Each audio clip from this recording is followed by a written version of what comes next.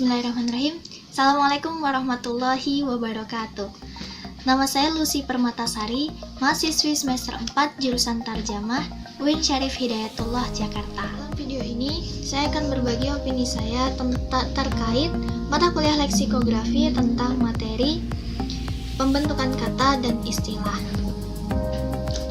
Nah, dalam proses pembentukan kata, ada 3 komponen yang sangat erat berkaitan, diantaranya yakni leksem, morfem, dan kata sebagai outputnya.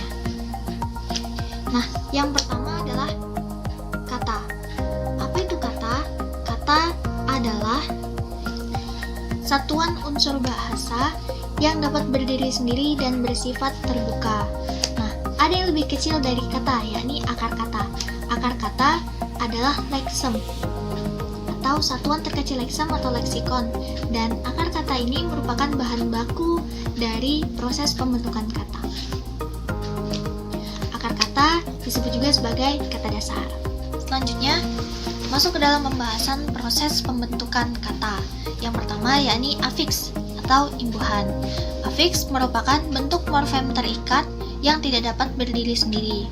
Bentuk morfem terikat ini yang apabila ditambahkan ke dalam kata dasar, maka akan mengubah makna kata dasar tersebut.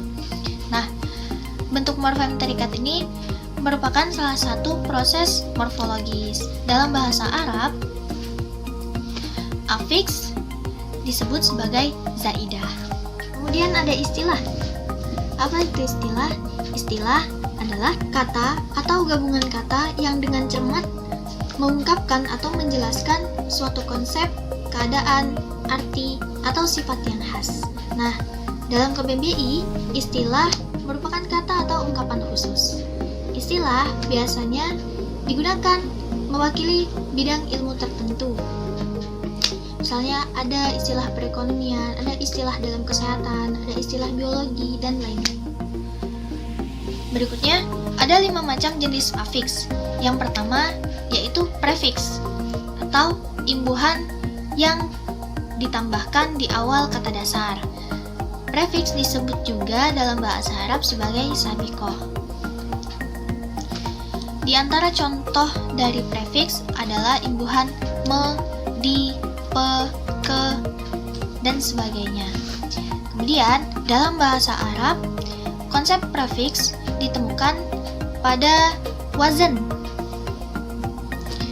Contohnya, ifta'ala, infa'ala, tatafa'ala. Huruf yang ditambahkan yakni alif, nun, ta. Contoh daripada imbuhan prefiks yakni kata dasar tulis ditambahkan imbuhan di menjadi ditulis, atau kata dasar lari ditambahkan imbuhan be menjadi berlari. Yang kedua yaitu infiks. Infiks adalah imbuhan yang disisipkan di tengah kata dasar. Nah, contohnya imbuhan me pada kata getar. Imbuhan me yang disisipkan di antara kata getar menjadi gemetar. Dalam bahasa Arab, infiks disebut sebagai dakhilah. Nah, di dalam bahasa Arab, konsep infiks ditemukan pada konsep jamak. Misalnya, masjidun menjadi masajidun. Nah, kemudian bintun menjadi banatun. Yang ketiga, yakni sufiks, atau dalam bahasa Arab disebut sebagai lahikoh atau lawahik. Nah, sufiks merupakan imbuhan yang ditambahkan di akhir kata dasar. Di antara contoh dari imbuhan sufiks, yakni an, kan, dan i. Contohnya, kata dasar bersih ditambahkan imbuhan kan menjadi bersihkan. Atau kata dasar warna ditambahkan imbuhan i menjadi warnai.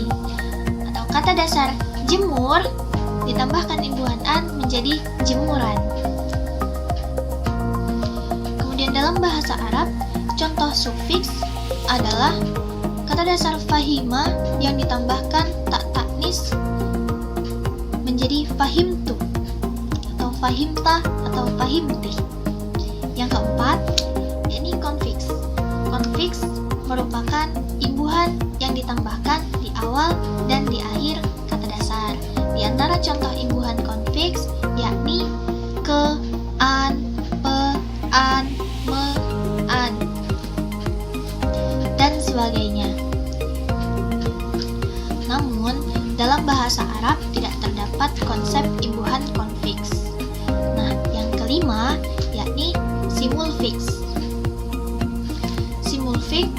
merupakan imbuhan yang tidak berbentuk suku kata, melainkan imbuhan ini melebur pada kata dasar.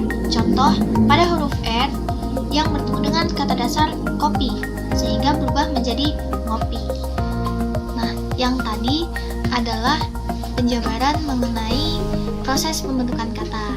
Yang diulangi lagi, yakni ada afiks yang terdiri dari 5 macam proses. Yang pertama ada prefiks, imbuhan yang di awal. Yang kedua ada infiks, imbuhan yang disisipkan. Kemudian ada sufiks, imbuhan yang di akhir kata.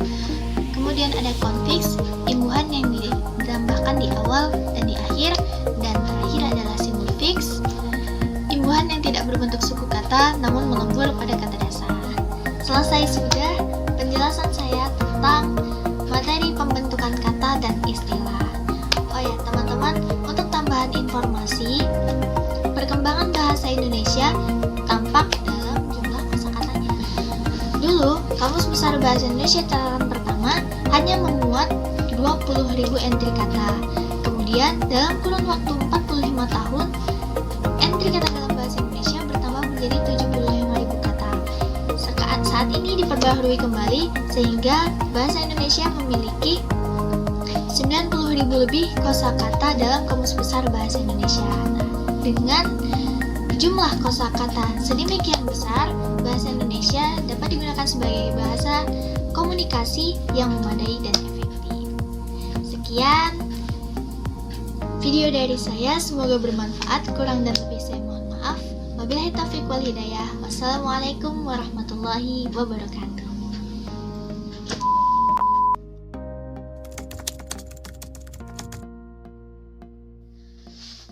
Next, yang selanjutnya adalah nanti. A few minutes later. Kemudian ada simulfiks.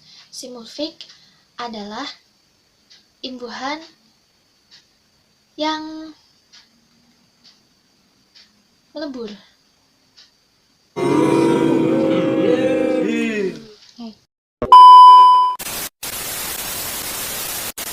I ain't here for the money, I ain't here for the fame. Though it might be nice to own a jet plane, I'ma do it all for you. Come along and see.